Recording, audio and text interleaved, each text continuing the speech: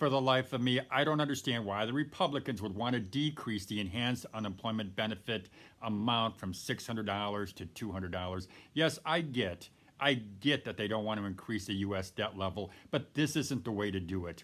What they need to do is stimulate the economy, and a great way of stimulating the economy is by putting more money in the hands of people who need it the most.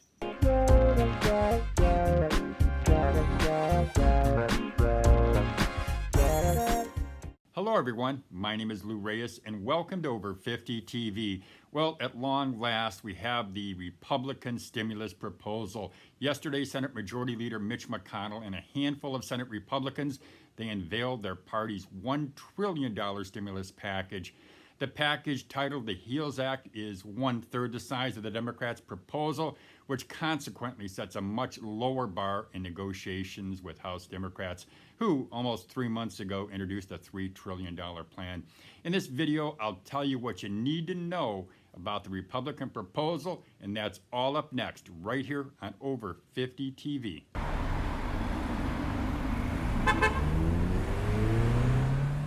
Welcome back to Over 50 TV. My name is Lou Reyes. What we're going to do now is I'll give you a summary of the key components of the Senate Republican stimulus plan. We'll start out with the Enhanced Federal Unemployment Benefits Program. It's a program that Republicans want to cut. They want to cut benefits from $600 to $200 per week. Now, under this plan, individual states would have until October to switch over to the new system, a system that would pay unemployed workers 70% of their prior earnings. Now, until the switch is complete, the federal government will provide a $200 per week benefit for each jobless worker. This is down sharply from the $600 it's currently providing. The legislation, it also proposes capping at $500 the payments kicked in by the federal government. Republicans, as you know, they made reducing the enhanced benefit a priority because they believe that weekly $600 payment encouraged workers to stay home rather than return to work.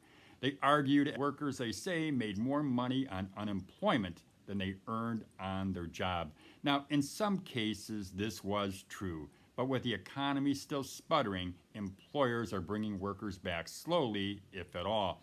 Now, absent a coronavirus vaccine, the economy and employment numbers, they're not going to be returning to the robust January levels, despite what Republicans want. Their abrupt reduction in the level of unemployment benefits is going to have an immediate impact on households. It's going to reduce spending for 30 million families now getting unemployment benefits, and it's going to have a negative effect on the U.S. economy, which has been partially propped up by enhanced unemployment benefits. For the life of me, I don't understand why the Republicans would want to decrease the enhanced unemployment benefit amount from $600 to $200. Yes, I get that they don't want to increase the U.S. debt level, but this isn't the way to do it. What they need to do is stimulate the economy, and a great way of stimulating the economy is by putting more money in the hands of people who need it the most. The Payroll Protection Program, it's been revised.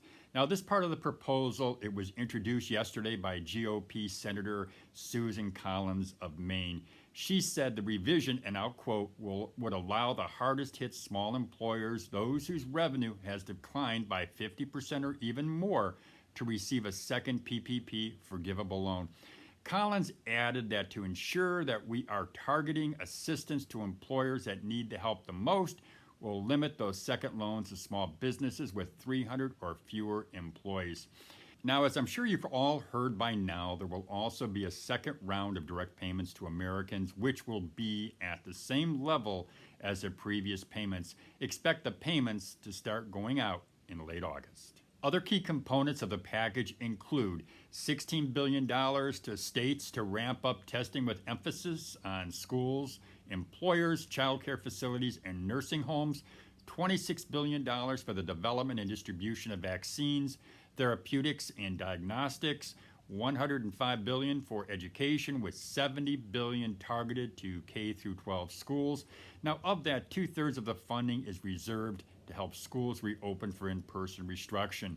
The bill also includes a 5-year, what they're calling a liability shield. It's aimed at preventing businesses, universities, schools, and hospitals from being sued over coronavirus-related damages.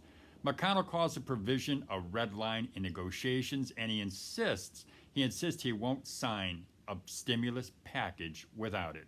The Democrats' reaction to the Republican proposal was swift. Democratic Senate Minority Leader Charles E. Schumer, he's out of New York, a Democrat out of New York, he said the Senate Republican bill is piecemeal and totally inadequate. Now, McConnell, who obviously anticipated the Democratic reaction, he described the plan as a starting place. He acknowledged that Democrats will be needed to get a bill signed, so there's plenty of negotiation ahead. Well, that's all I've got for you today. I'm going to be sure to keep you updated every few days or whenever there's a new development. If you would, please go ahead and subscribe to our channel. And while you're at it, go ahead, hit that like button if you found value in this video. Well, as I always say, have a great day, everybody.